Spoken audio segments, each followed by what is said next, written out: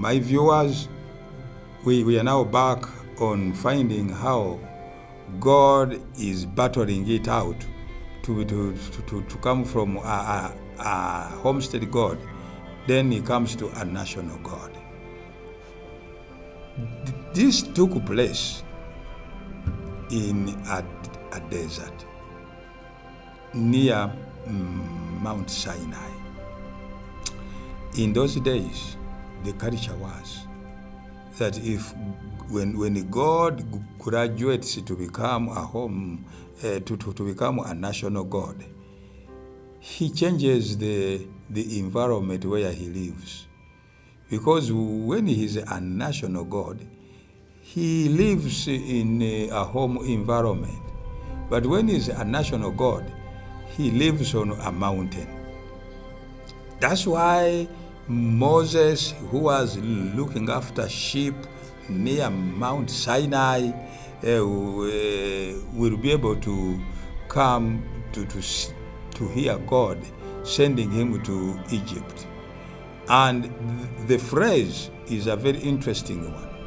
It says, Moses, go and tell Pharaoh, let my people go. That statement is a command, and it is both a command and an ultimatum. And as far as Moses is concerned, he was very educated in the culture of that very time.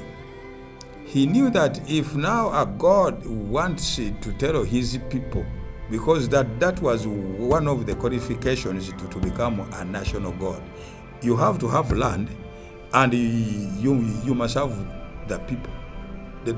That's why it is a very long process. And you can't have two people and say you are a national God. You must have a people. And the people whom you have must have a place where you have put them.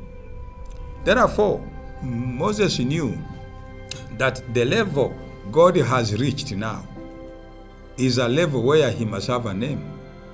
And so Moses asks, what's your name, sir? Because that is one of the qualifications. You must have a name. What's your name, sir? And God answers that my name is Yahweh. This name here is a very intriguing name indeed, and it is a very complicated name. For some people who have read my book, which is called The Defenseless God, I have taken the whole chapter 1 and I have written it only defining Yahweh, the history of Yahwism. That's where we begin, because it is a very confusing name. My name is Yahweh. It can be interpreted in two ways, depending which grammatical construction you find it in. While Hebrew may not be able to make sense to some of you, but if you find it in some Hebrew construction in a way, it can mean he who has the ability to call anything out of nothing. Ex nihilo. He creates out of nothing. That one can also, his name can qualify him, that function. Elsewhere, if you found it also in a different grammatical setup, again in Hebrew, it can also mean gracious, gracious, kind, name it, and all of that. So his name can go two ways. He's gracious, he's kind, long-suffering, still one name. Or elsewhere, it can mean he who has the ability to call out something out of nothing. Now, Moses, armed with this name, he descends on Egypt.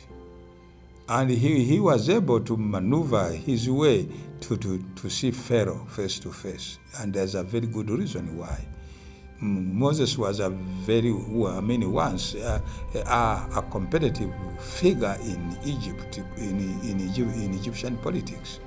So his coming back might have raised some eyeballs, and it might have caused a stir of some type. However, when he came to Pharaoh, he told him that he has been sent by his God, and the message is, let my people go. Obviously, Pharaoh was a brilliant boy. He read an ultimatum in a name and a command in the phrase of let my people go.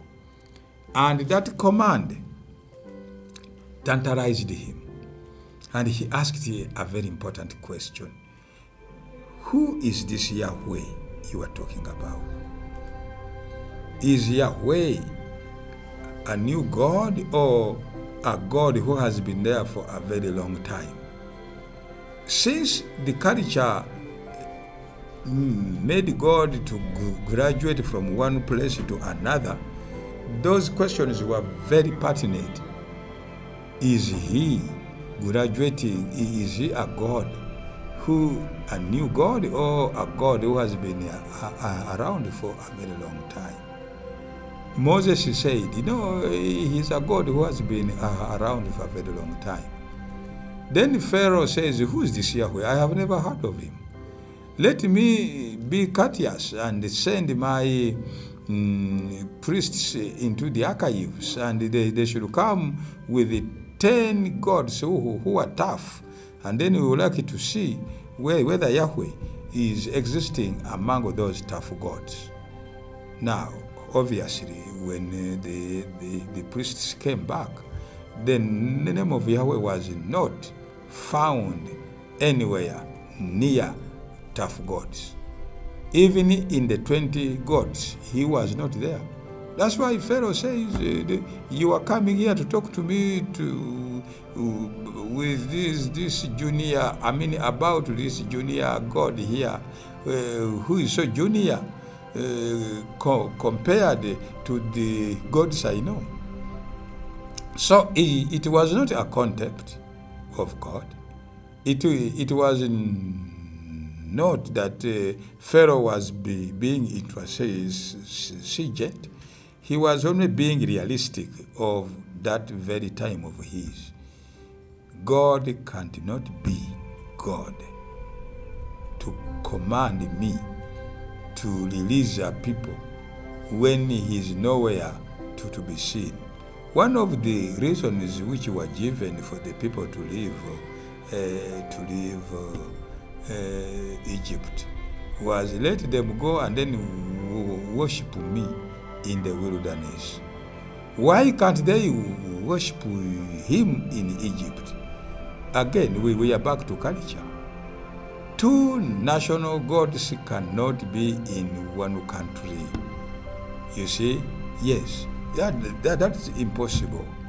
And when God insists that don't have another God, he was actually being more cultural than theological or than divine, because he was emphasizing precisely what the culture of those days does emphasize. That's why the request was, let my people go to the wilderness and then they can worship me there. That means they are my people. I am now their God. And the moment he becomes their God and they become his people, then he has become a national God. He has become a typical national God. He has graduated from homestead God to a national God. And the wilderness he was talking about was Sinai, because it was in Sinai where he had a new place of abode. Since gods in those days, once they become national gods, they get a new area of abode which is any hill or mountain.